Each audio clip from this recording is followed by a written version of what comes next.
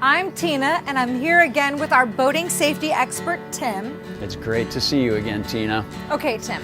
Beside other recreational vessels, there are dozens of other commercial vessels you may encounter while boating.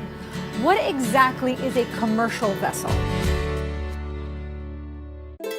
A commercial vessel is defined by the United States Coast Guard as any vessel, like a boat or a ship, engaged in commercial trade or that carries passengers for hire. This would exclude pleasure craft that do not carry passengers for hire or warships. Commercial vessels come in a wide variety of shapes and sizes. Many of these will be much larger than your vessel and have dangers associated which you may not be aware of. Other types of commercial vessels you may encounter include barges, tugboats, fishing vessels, and all sizes of cruise liners, sailing ships, yachts, trawlers, draggers, commercial freighters, and many, many more. Many of these vessels are constrained by their size and draft, and it is up to you and everyone else involved in the operation of your vessel to know the rules while operating in their vicinity. We are here in the Full Mission Bridge Simulator at the U.S. Coast Guard Training Center, Yorktown, Virginia.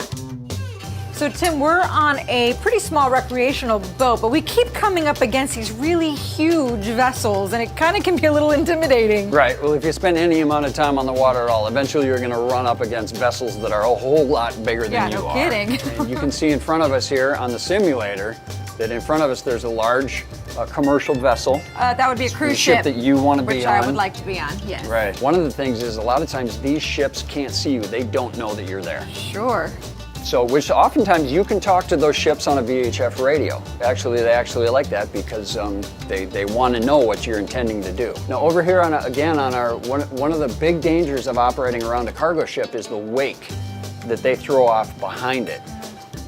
Now, this cargo ship will probably throw off a wake that can stretch back hundreds of yards. Wow, that far.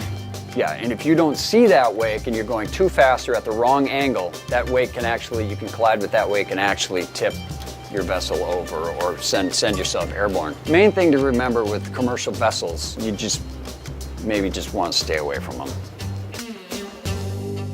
So what are some of the things that we need to know? All right, well, as a reminder, always have a lookout while boating. When approaching or operating your vessel in the vicinity of a commercial vessel, more often than not, your vessel will be the give-way vessel. In other words, it will be your obligation to steer clear and out of the way and let the commercial vessel stay its course. Know the hierarchy of your boat and stay clear of all boats above you. It might be easier to think of it as a pecking order, or even simpler, the bigger, less maneuverable boat typically goes first. This is generally done in the following order. Vessels not under command and vessels restricted in their ability to maneuver share top billing. Then comes vessels constrained by draft. Then commercial vessels engaged in fishing. Then sailing vessels, then power-driven vessels, and finally seaplanes. What do you do when you need to overtake a commercial vessel?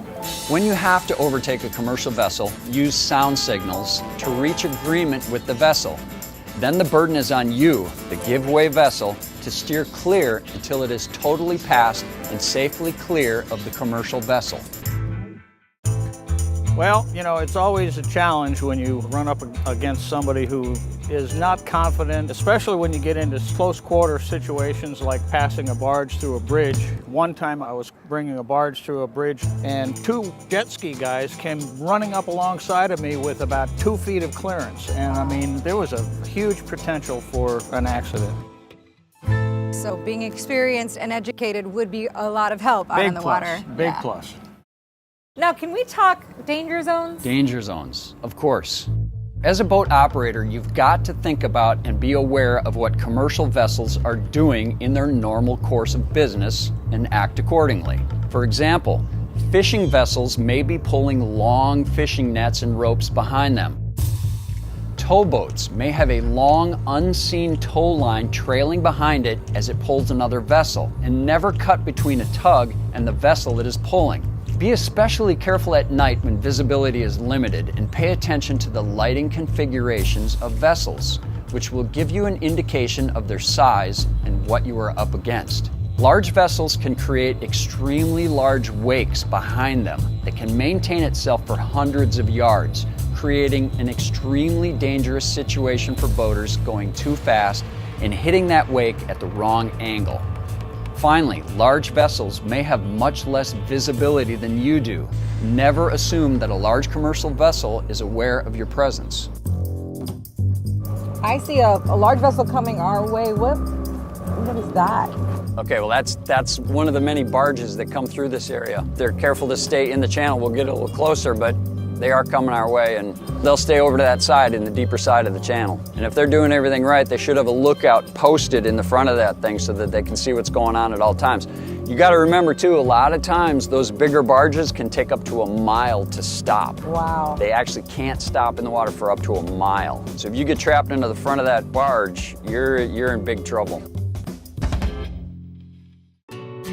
It is up to you to operate your vessel in safe fashion. Always be aware of your surroundings and use common sense. And I will say it again, remember, the information we talked about in this video was pretty basic. It will not substitute for getting into and understanding the rules of the road from a NASBLA-approved boating safety course.